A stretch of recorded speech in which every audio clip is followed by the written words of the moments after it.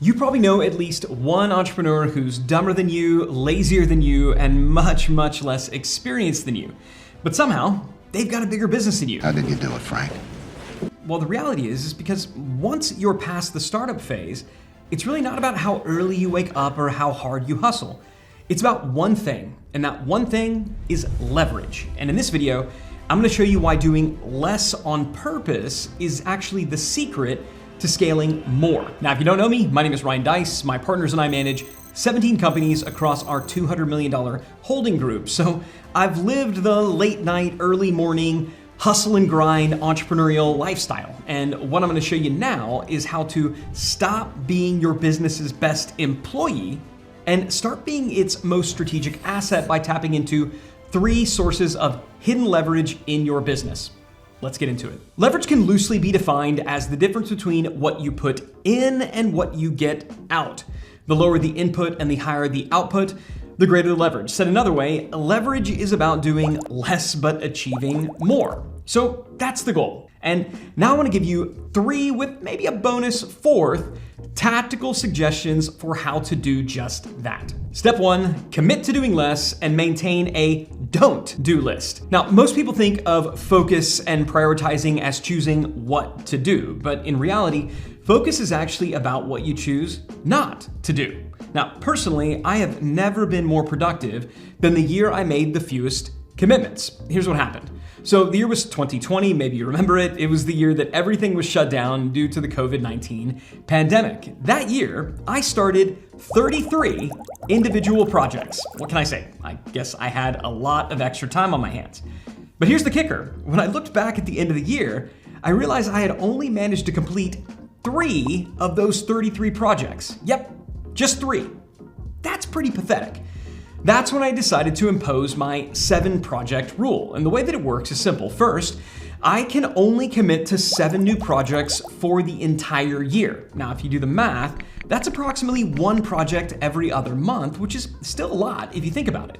And more importantly, by limiting yourself to just 7 projects, you're forced to prioritize impact over activity. Second, I can only work on 3 projects simultaneously. And this discourages overcommitment, especially early in the year when I'm at my most ambitious, and it motivates me to actually finish a project so I can start another one. Third, and this is the biggie, I must maintain a don't do list that includes both the projects that are from my big 7 list that I'm not yet working on, as well as any pet projects that I know might distract me from my core initiatives.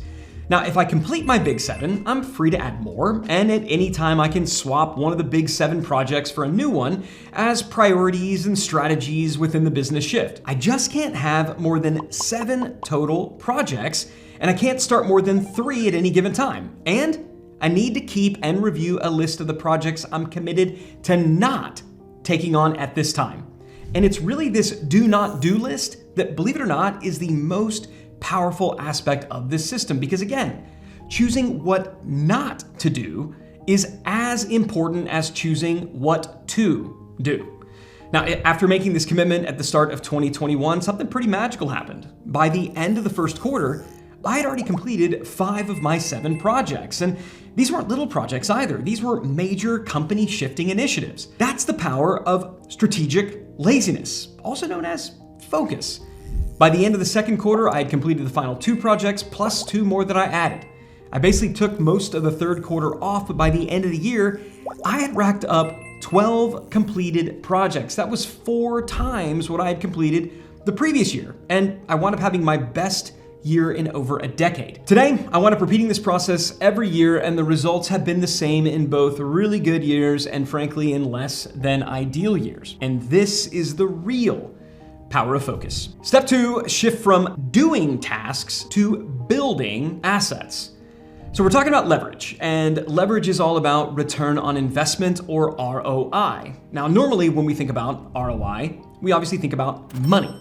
But the I in ROI doesn't just have to stand for a monetary investment. It could just as easily be defined as ROE, or return on effort. The point is, if you want more leverage, you need to optimize your return on the effort that you are putting into your daily tasks. And to do that, we need to shift from task doing to asset building. Here's what I mean. If you're like most entrepreneurs, you wake up and you dive straight into that to-do list.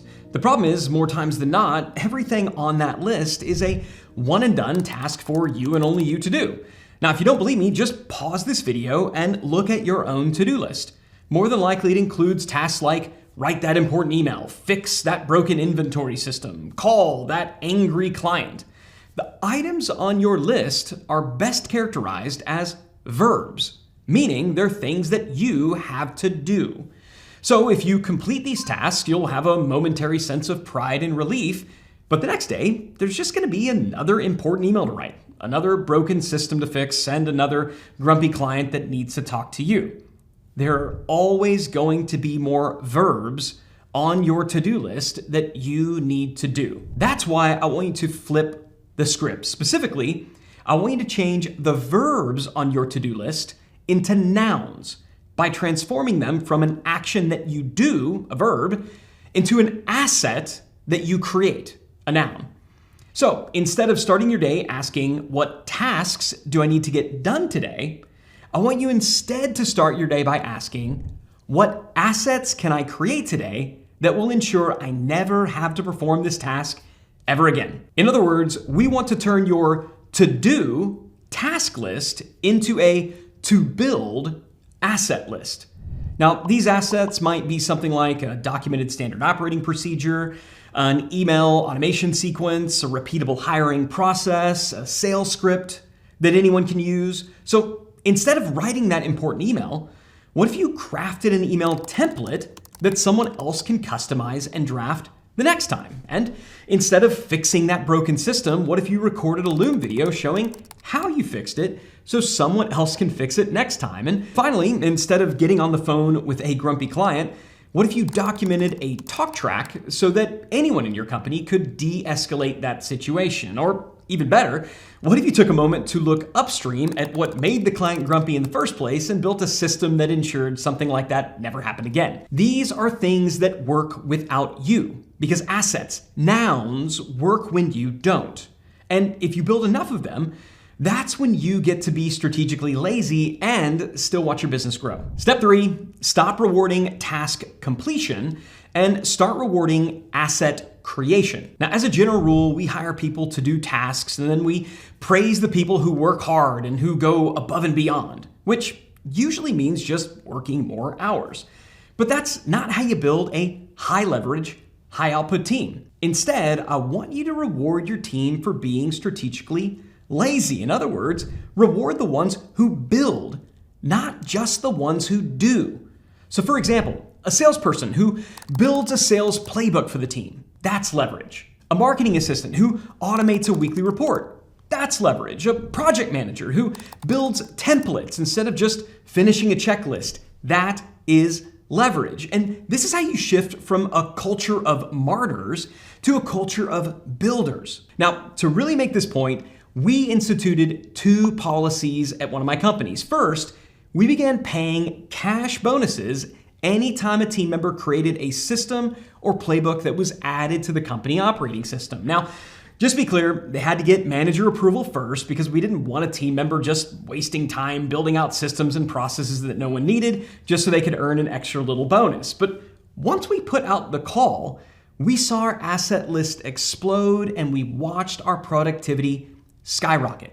Second, and this is the biggie, we established a rule that everyone had to be out of the office by 6 p.m., no exceptions. Now, this simple change subtly shifted the mindset from working late is a good thing to working late means you're kind of inefficient and likely not very good at your job. And you know what? It worked. The team was happier and productivity actually went up, but there was just one problem. After a couple of weeks, things got busy, and so, well, I started working late. Yep, I started violating our own rule, and since I decided the rule didn't apply to me, my team began ignoring it too. And what do you know? People started working late. And what do you know? Productivity went down again. And it wasn't until I owned up to the fact that I had violated my own rule and apologized to the team that things went back to our new normal and we never looked back. All right, so I said that I was going to give you 3 steps, but here's a bonus 4th that I think is really going to institutionalize this behavior, and that is I want you to start measuring revenue per employee. And the reason is, I believe that revenue per employee is the ultimate leverage metric because it forces you to ask much better questions.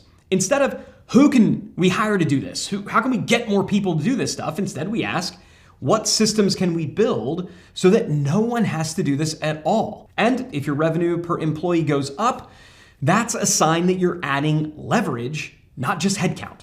To calculate your revenue per employee, just take a trailing 12-month sales and then divide it by your current full-time employee count. That is your RPE, or revenue per employee. What I want you to do, don't worry about what the number is, just benchmark it now and then make a commitment to beating it next quarter. And obviously there's two ways you could beat it. You could always raise sales or you could reduce headcount.